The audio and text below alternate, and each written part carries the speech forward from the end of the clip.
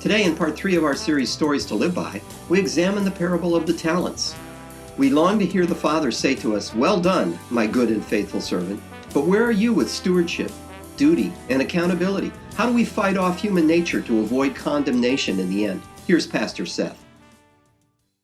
We are reading studying a very familiar parable today, the parable of the talents. I'd like to read it for us. It is just like a man about to go on a journey who called his own slaves and entrusted his possessions to them.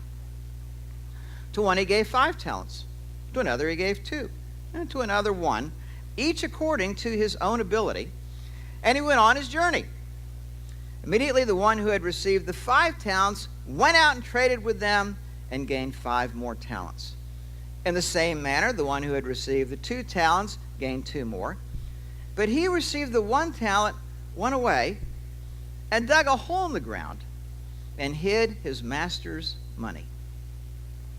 Now after a long time, the master of those slaves who came and settled accounts with them, the one who had received the 5 talents came up and brought 5 more talents, saying, "Master, you entrusted 5 talents to me. See, I've gained 5 more talents." His master said to him, "Well done, good and faithful servant. You have been faithful with a few things. I will put you in charge of many things. Enter into the joy of your master." Also the one who had received the 2 talents came up and said, "Master, you entrusted 2 talents to me. See, I've gained 2 more talents." And his master said to him, "Well done, good and faithful servant.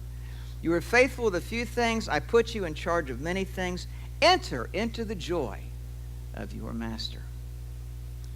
Then the one who had received the 1 talent came up and said to him, "Master, I knew you to be a hard man, reaping where you did not sow, gathering where you scattered no seed.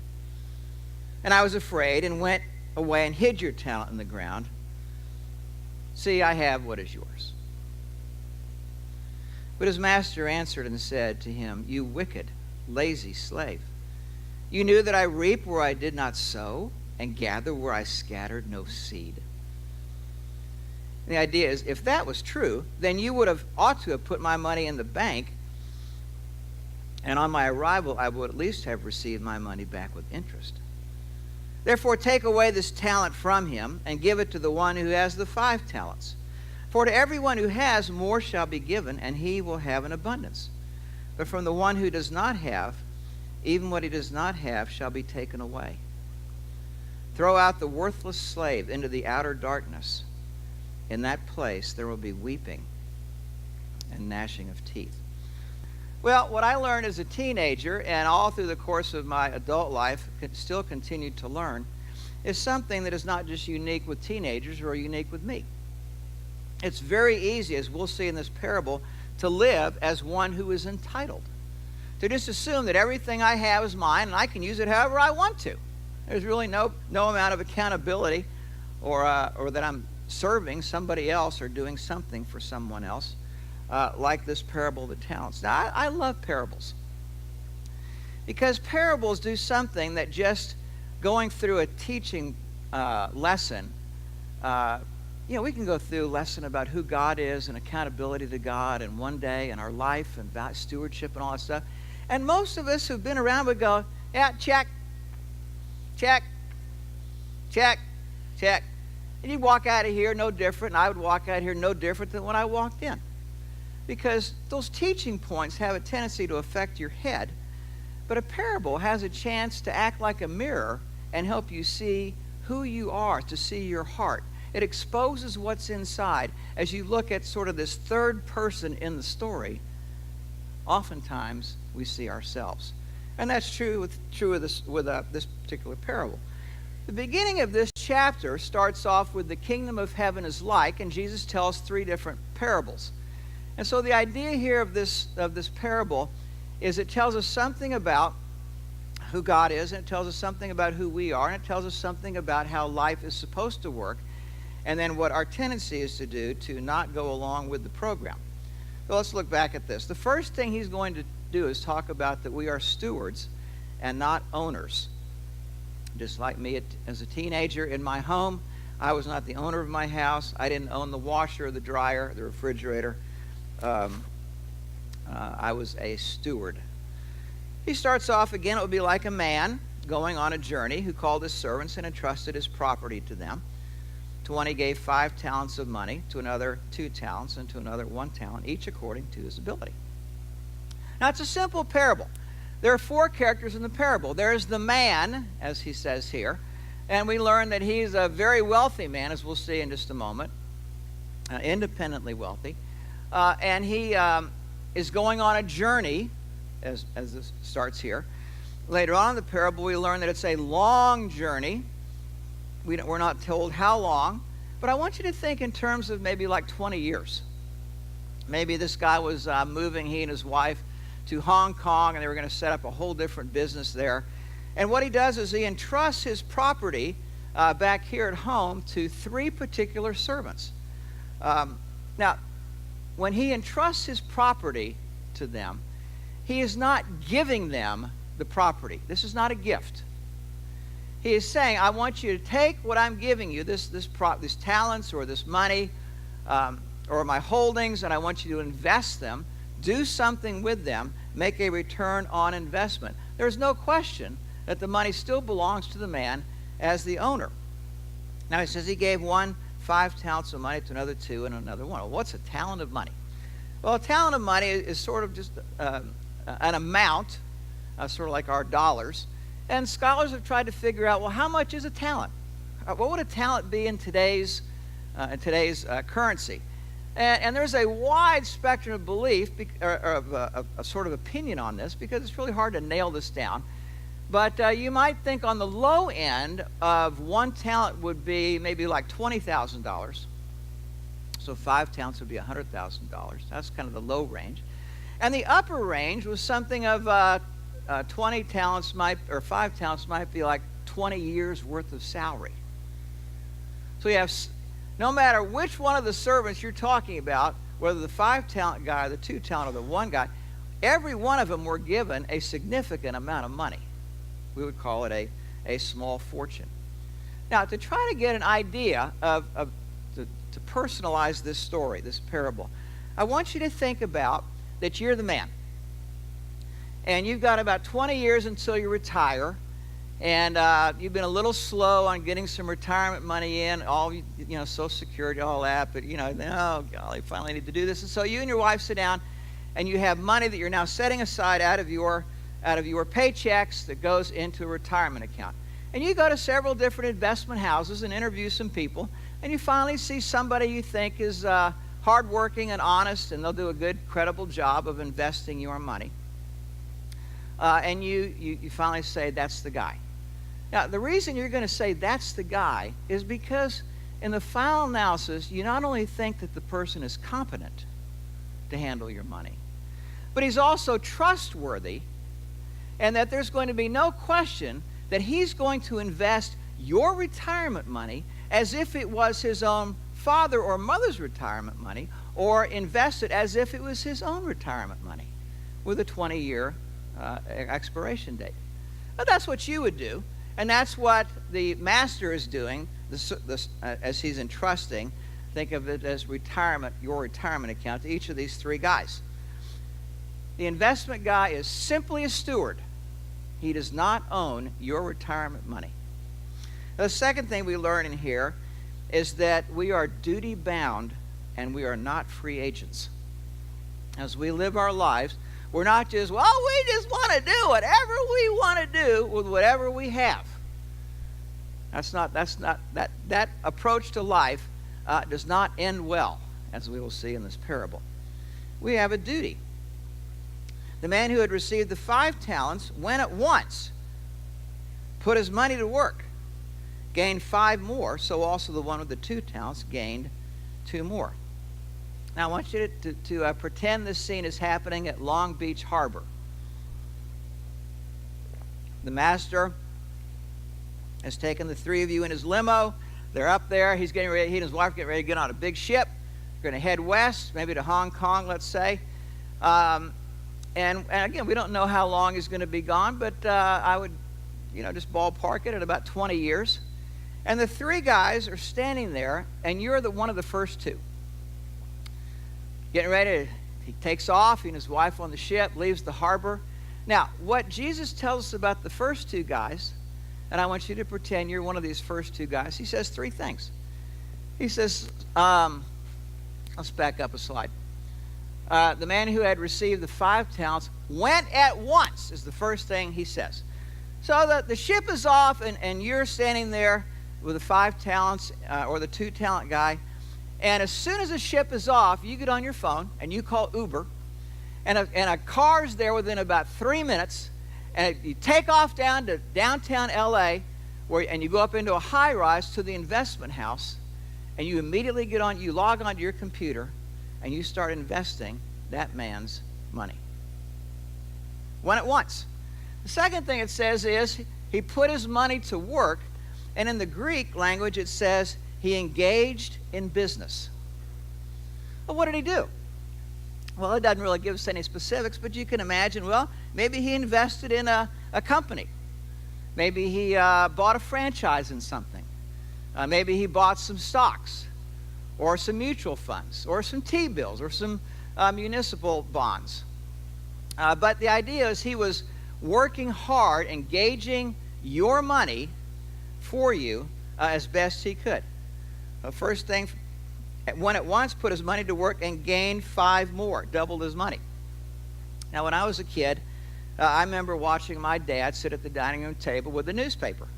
And one of the things he always did was he'd go to the business section, and he'd open up on the dining room table after dinner, and he would look at all these columns and columns of print about that big. I said, Dad, what are you doing? He said, I'm looking at my investments. And I can still remember some of the stocks that he had invested in many, many years ago.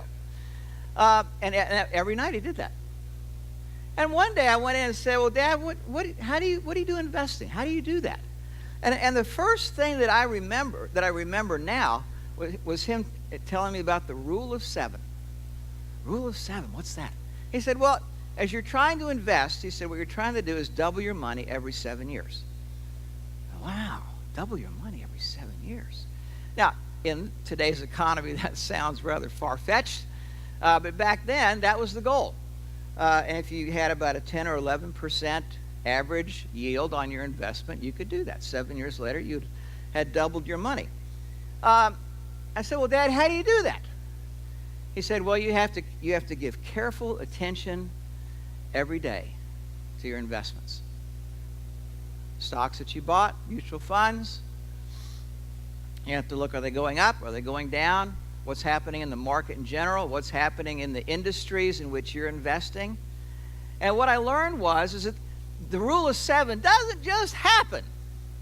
Threw my money in and forgot about it for 7 years. My dad was moving things whenever things needed to be moved. It's kind of like these two guys. They were diligently moving the money, and at the end of however many years, they had doubled their money. Now, when I think about these 2 servants, I think, what motivated these guys? What would motivate you to do this? Maybe they thought about the owner, the master, and maybe they were grateful to have a significant job where they were doing something important as opposed to doing all kinds of other things without a job or part-time employment, making minimum wage. Maybe they were very grateful to him. Maybe there was a sense of duty, a sense of honor, that their name was on the line and they needed to give their best shot. Maybe they thought about the privilege that they'd been given. Maybe they thought about the possibility of reward. Now, those are the first 2 guys. The third guy, the man who had, verse 18, the man who had received the 1 talent went off, dug a hole in the ground, and hid his master's money. Now, put yourself back at the Long Beach harbor. The ship leaves. The first 2 guys get an Uber and they head downtown. The third guy goes back to his car. He drives back to the master's house, goes in the garage, gets the shovel, takes the money that's been entrusted him, goes out to the far corner of the property, digs a hole, plops the money down in there, covers it over with dirt, walks back, puts the shovel in the garage, and leaves. And there the money sits. How long? 10 years? 15? 20 years? Now, as I read this, I think, while these other two guys are downtown up in a high-rise, working hard Monday to Friday to figure out how to double their master's money, what was this guy doing? Well, we're not told what he's doing. We're just told what he's not doing. The money is hid. He has nothing to do with it. Now, again, to personalize this, imagine that this money is your retirement money. And 20 years pass, and you go to the investment house, you and your wife go up the elevator, and you walk in, lavish office, and you want to see this guy, but he's not in today. And so they get a gal who's working there, and she sits down, and hello, Mr. Gatchell, hello, Mrs. Gatchell. Yes, we're going to retire, and I want to check on my retirement account and figure out how much we're going to take out. And she logs in, and she brings up your account. And when you look at the screen that she's looking at, you're aghast. Because the amount that's in the account is the exact same amount you deposited 20 years ago. And what? Was this investment guy so bad that whatever amount of money he gained, he also lost? That couldn't be. Nobody's that bad. And so you say, well, can I look at this? And she says, yeah. She gives you the keyboard, and you go over to the link that says Account Activity. And you click on Account Activity, and when that screen pops up, there's only one account activity: initial deposit and that amount. And there is nothing else on that page. Not a single thing. Nothing was bought, nothing was sold, nothing was traded. No stocks, no bonds, no municipal bonds, no CDs, nothing. Now, Mr. Gatchell and Mrs. Gatchell are sitting there after 20 years. What are you thinking? What's going on inside of you? You are going to be one mad person because somebody, this fella, has done a dastardly thing. I don't know if you would say it's criminal. So you leave there and you go get on Yelp. And you call some of your friends and you tell them about this investment house and what happened. And as we say, the story goes viral on the internet. What would you do if you were the master and this guy was handling your investment accounts? Well, the third thing on the inside of your handout is the principle of accountability. Accountability is something that teenagers particularly hate, but adults are not that fond of it either, it seems to me. Accountability is simply providing a structure that more enables you and me to do what we're supposed to do. Accountability. After a long time, the master of those servants returned and settled accounts with them. Settled accounts with them. This is accountability. Now, I remember, I don't know how many years ago this was, but I was really tickled by some software, I guess, engineer guy or writer who created a program that could be used at any work. You could download it to your work computer, where with just the touch of one button, the things that you were not supposed to be looking at on your work computer suddenly disappeared when the boss showed up. Now, the boss showing up is what we call accountability. Now, that's just the very bottom level of accountability. Teenagers have a difficult problem with accountability, but really, as adults, we do too. But when you think about accountability, you think about really three things. There's privileges that we have, that we've been given. There's commensurate amount of responsibility for those privileges. And there is an amount of accountability that goes with this. Now, as you're raising your teenagers, these things are always at work, whether you're aware of it or not. And at work operates in the same way. If you've been given more privilege, or if your teenager has been given more privilege, that means usually there's more responsibility. And with greater privilege and greater responsibility comes greater accountability. if we violate our privileges, we pushed for too many privileges, or if we shirk some of our responsibilities, then what happens with accountability is it gets higher. Why are you always checking up on me? Don't you trust me? The teenager complains, and the short answer is no. Not yet. I'm hoping to one day. And it takes a while for the teenager to learn privilege, responsibility, and accountability. Now, if you don't want greater accountability on you, whether the teenager at work, what do? You increase your level of responsibility to the point where your boss the accountability factor goes down. There's not a need to check up on you because the boss is pretty sure if I give you a project, it's going to get done. The opposite is also true. If the boss is always having to check up on your projects because you're not getting them done, you can expect accountability to go up. It's not because the boss is mean. It's because what he sees is your responsibility has been dwindling. The boss comes home and he settles accounts. It's time to sit down and find out what did you do with Mr. and Mrs. Gatchell's retirement money.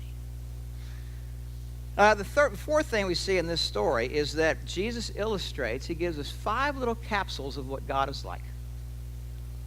5 capsules of what God is like. Sort of reveals the heart of God. The man who had received 5 talents brought the 5. Master, you entrusted me with 5 talents. See, I have gained 5 more. His master replied, well done, good and faithful servant.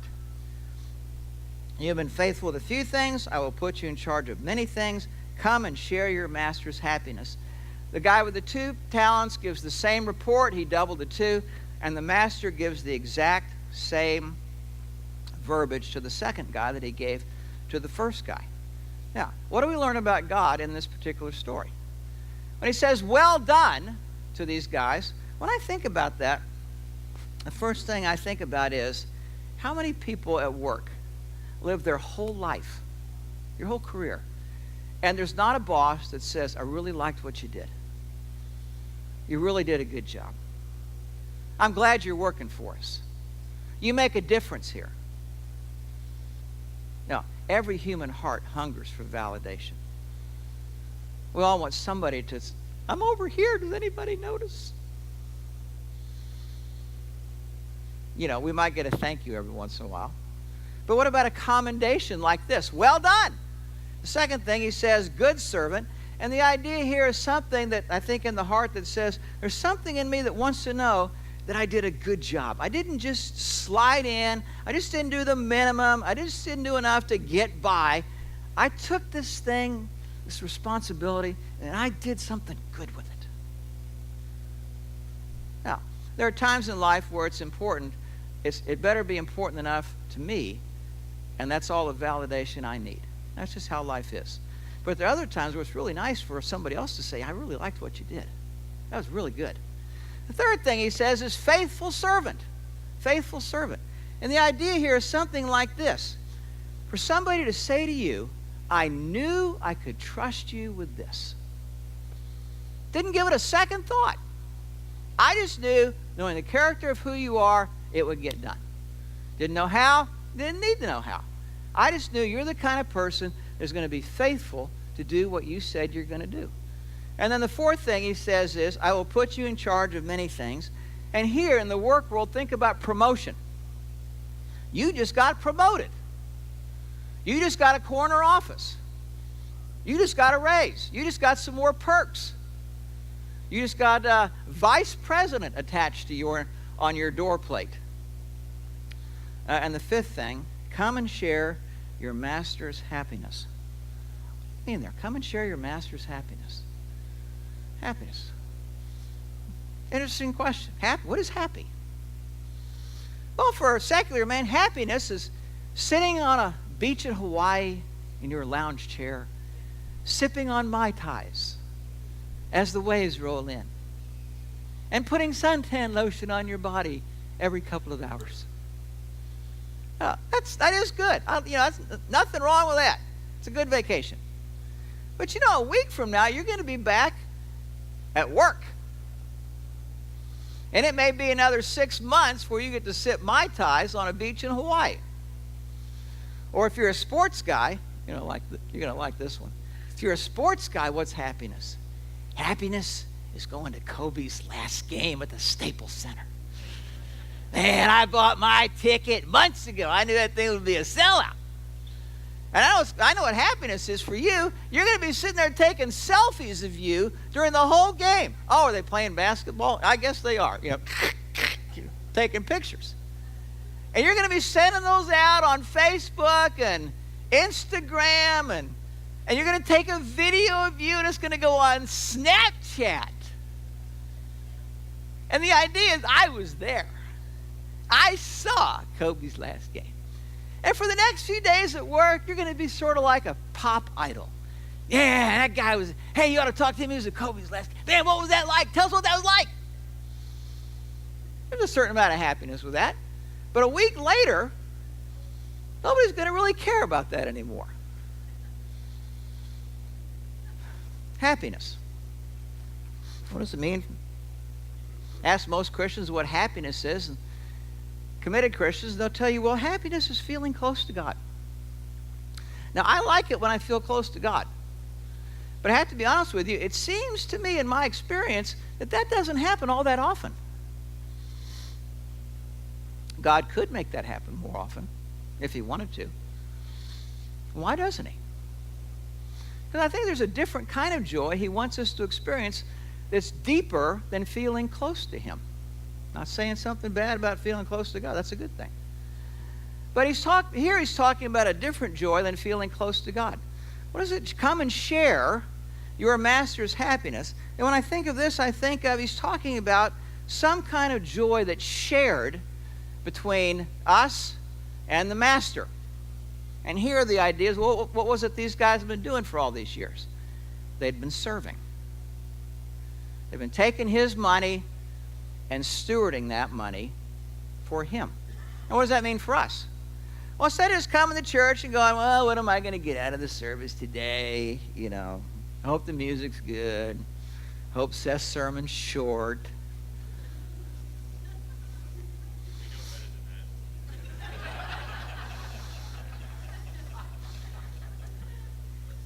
Yes, you do. This is the person who wherever they go, whether it's here at church or out in the work world or in your neighborhood, is on a mission. You're serving him. You are being more like Jesus, who moves into the life of people, whether they be nice people or mean people, to try to give them a taste of who he is. That's not easy. That takes a lot of other-centeredness and a lot of self-sacrifice and a lot of, this isn't very much fun. It's not very convenient. But eventually what happens is the master comes back and he settles accounts. And he says, I like what you did. It's just like me. Come and share that joy, of shared joy of laying down your life like I laid down my life for people. One day in heaven, this is going to be one of the richest joys that we experience. Last thing here, the third servant. And here, human nature is laid bare. Several of us in the church that I know of have had medical procedures that involve a camera inside of your body. Can you imagine that? I mean, it's like, wow. And it helps the surgeon to see kind of what he's dealing with or she's dealing with when she goes inside to do the procedure. Well, we sort of get a camera inside of us, an MRI of our human nature in verse 24. Then the man who had received the 1 talent came, and he has the interview with the master. I knew that you were a hard man, harvesting where you've not sown and gathering where you've not scattered seed. So I was afraid and went out and hid your talent in the ground. See, here's what belongs to you. Now, remember that this is the guy back at the Long Beach harbor who, as soon as the ship left, got in his car, went home to the garage and got a shovel. and dug a hole at the very corner of the property and put your retirement money in it for 20 years. And now he's coming back and he's being called into account for this. And the first thing that he does is he shifts the blame from himself to the master. It'd be sort of like the investment guy at the bank where you entrusted your money said, well, I didn't do anything, but actually it's your fault. I don't think that would go well with you if you were sitting there. He shifts the blame and he says, I knew that you're a hard man, and he's going to explain what he means by that, but the word hard in the Greek is the word austeros, from which the Latin word comes austeri, from which we get our English word austere. He says, I knew that you are an austere man. And the idea here is something of mean, cold, calculating, maybe ruthless. And then he explains his rationale. Harvesting where you've not sown and gathering where you've not scattered seed. In other words, it looks to me like you're the kind of guy that everybody else does all the work and you come in at the end and take all the credit. And I'm sitting here thinking as you're leaving to go on your big cruise over there, is why should I work so hard for somebody like you? I could go downtown and work Monday to Friday, put in my 40 or 45 or 50 hours a week. For what? Because when you come back, all you're going to do is say, look what my money did. I'll be damned if I'm going to go along with that program. Notice what he's telling him is something of you're an unscrupulous person, and I hold you in contempt. Now, what's striking to me about this particular parable is how we saw earlier how the two servants saw the master and how this guy sees the master. Now, what Jesus lays out before with the other two guys is they look at the master, or the master there, as somebody who's generous. And he's generous in every way. He's generous with his praise. He's lavish with his compliments, with his commendation, with his gratitude and thanks. He's lavish with promotion and perks. And instead of like, well, what's in it for me? He says, come on, we are going to share in this joy of what happened. We're celebrating what you did. Now, that's the picture Jesus paints of God the Father, the Master. And the question is, how is it that the third guy saw such a completely different picture of the Master than the first two guys? Now, I remember sometime in my childhood running across this conundrum at school. And there was, I don't remember who it was, might have been a teacher, where some of the kids in class thought that guy hung the moon, or that girl hung the moon, that woman. And then others just despised that teacher. And I went home and asked my mother about this. How can people have such different views of the same person?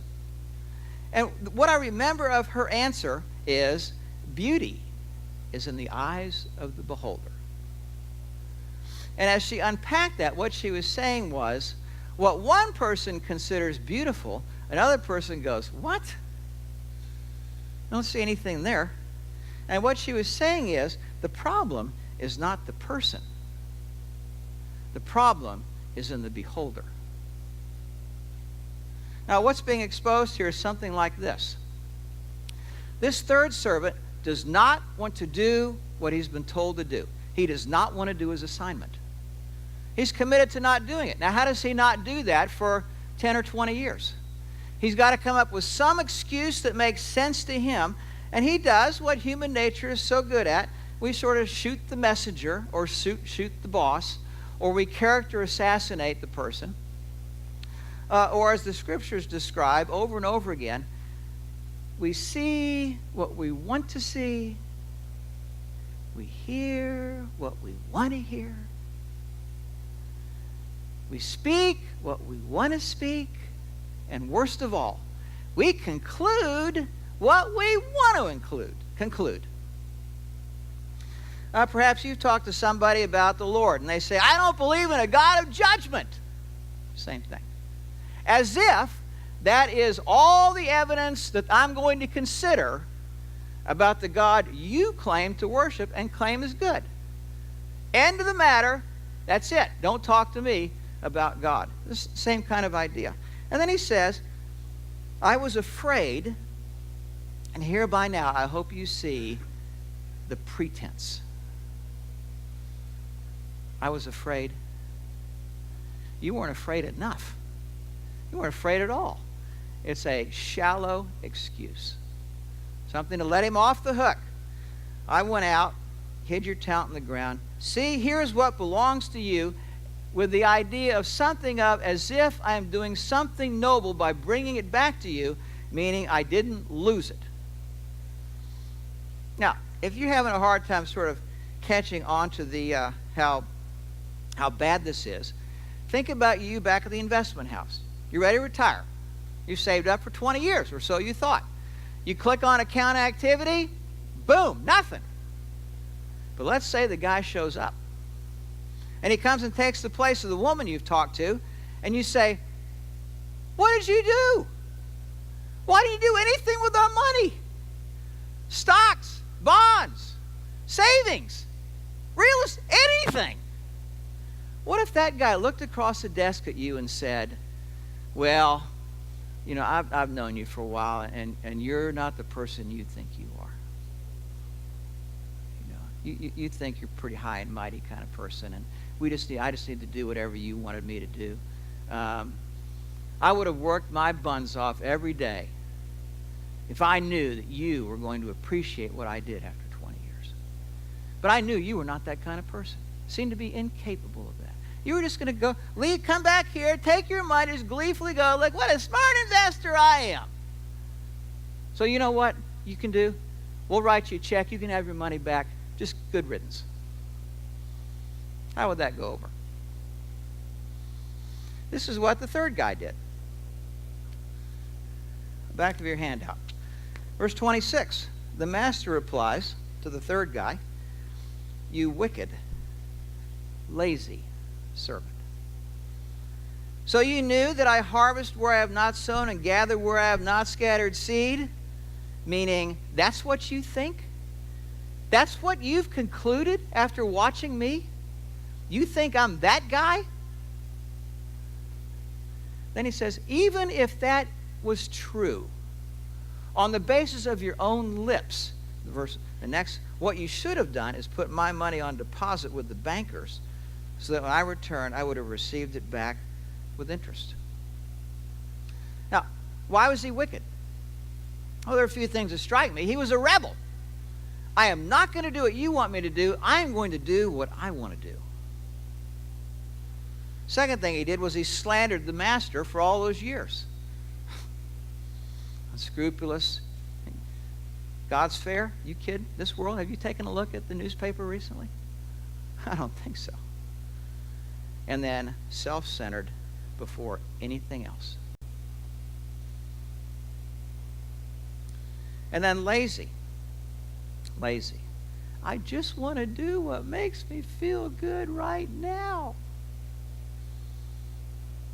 As a priority. Verse 28. The master says, take the talent from him and give it to the one who has the 10 talents.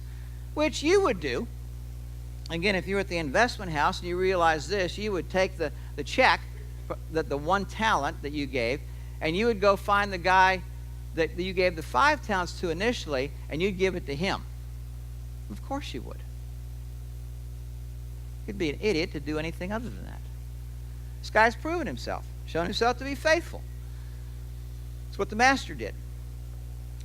And Jesus says, for everyone who has will be given more, and he will have an abundance. Whoever does not have, even what he has will be taken from him. That is the principle. That is how generally, life works. Verse 30. Throw that worthless servant outside into the darkness where there'll be weeping and gnashing of teeth. Now, he wasn't worthless in the sense of a human being, because he was made in, the third guy was like everybody, was made in the image of God. And because of that, we all have amazing worth as a person. But he was worthless in the sense of this, of you just cannot count on this guy to do what's right.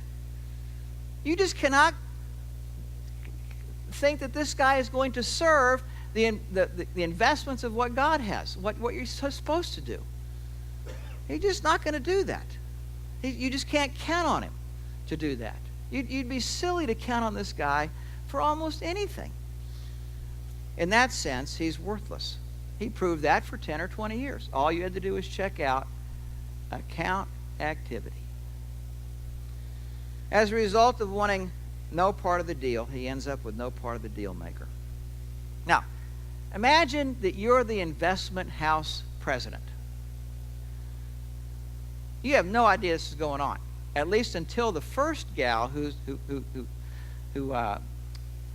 talked to you at the beginning of the interview realized, when she saw account activity was vacant for 20 years, when she went to her manager and the manager went to the vice president went to the president, and by this time you'd been on Yelp and on Facebook, and this investment house name was going into mud virally.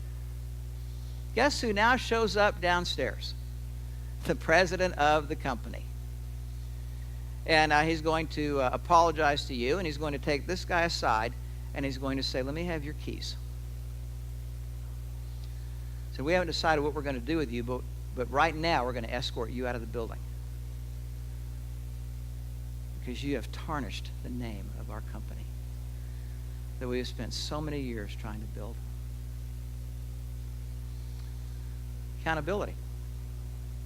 Question to ask yourself is, do you tend to see yourself as somebody entitled? Well, I can do what I want to.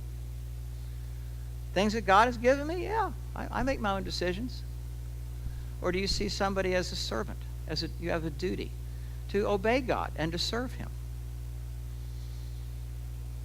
Each of us are going to, which direction are we going? But eventually accountability is coming, just a matter of time. Eventually, we have to answer to what we did, how we lived. There was a school play, Christmas play, down at the elementary school, and it was the Nutcracker Suite. It was back when you could call a Christmas show the Christmas show at school. The Nutcracker Suite. And it was the last day of the performance of Friday night before all the kids were out of school, and there was a mom who was helping at 3 o'clock to get to sell tickets. She was at the table there, and parents were coming in to buy tickets for the last show. Thursday night had been a sellout. Kind of worried about, man, you need to get here quick. And as she's sitting there waiting to purchase tickets, the first woman in line opens up her purse, just shakes her head, and says, I can't believe I have to pay to see my own kid perform. Pulls a $10 bill out of her wallet. The woman behind, the mother behind the desk or behind the table says, well, you don't have to pay. It says here, suggested donation. I know, but it's the principle of the thing. Well, the money helps to go pay for costumes and sets and stuff like that. I know, but it's still the principle of the thing. She plops the $10 bill, puts it across the table, and says, 2 adults, 1 child. Rolls her eyes. The mother gets out her change, gives it back to her.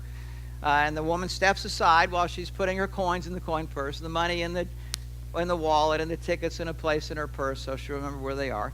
And while she's doing that, there's a 4th grader behind her. He steps up and he pulls into his pocket, pulls out a bunch of quarters and dimes and nickels and pushes them across the table. And she said, and the mom said, well, what are you doing? So I'm buying tickets. She said, well, you don't have to buy tickets. I mean, all the kids get to see the Nutcracker Suite for free during the day. He said, and she pushed the money back across the table to him. He said, well, I know you get to see it at free during the day, but I brought my brother last night. I'm paying for last night. He pushed the money back across the table to her.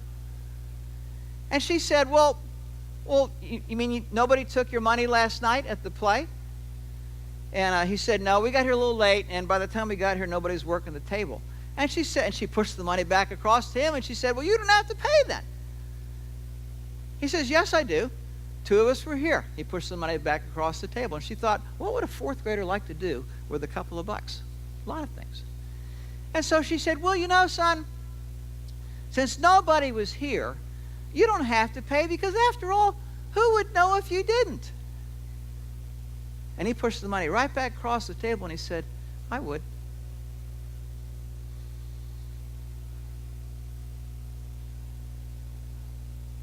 And then she got it. And so she took the dimes, nickels, quarters, was exactly $2, the price of 2 child admissions. And by the time she got the money put in the little slot, looked up, the kid was gone. Now, the first mother who had been complaining about the price of the tickets was still standing there putting the rest of her money away. And she kind of cleared her throat and she said, excuse me. And the mother behind the table looked up and said, yes.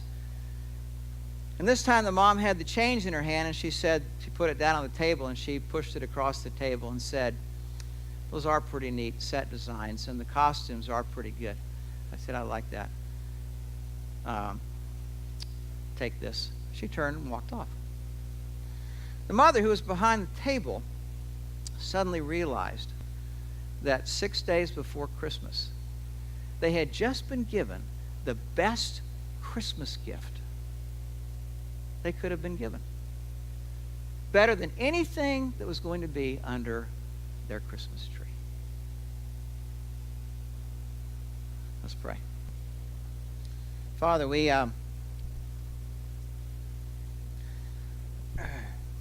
though we don't like to admit it, oftentimes we live as if we're the third servant, hardly giving a thought that all of the things that we enjoy and have, all the privileges that we have, and even the responsibilities we have been given because of you. That they don't belong to us. And though we complain of people who are entitled and feel entitled in our country, oftentimes that's sort of how we live in relation with you.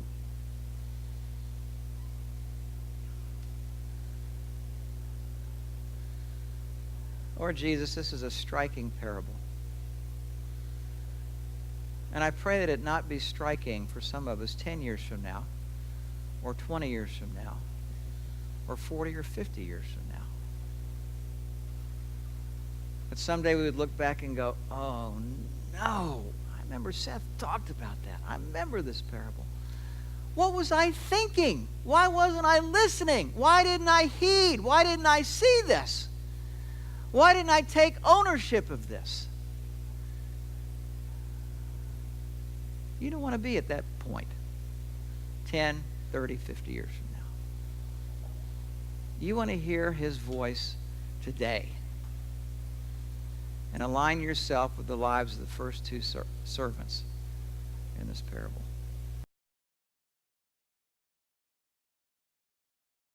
We at Pacific Church of Irvine invite you to join us every Sunday at 9:30. You can also visit our website at pacificchurch.com.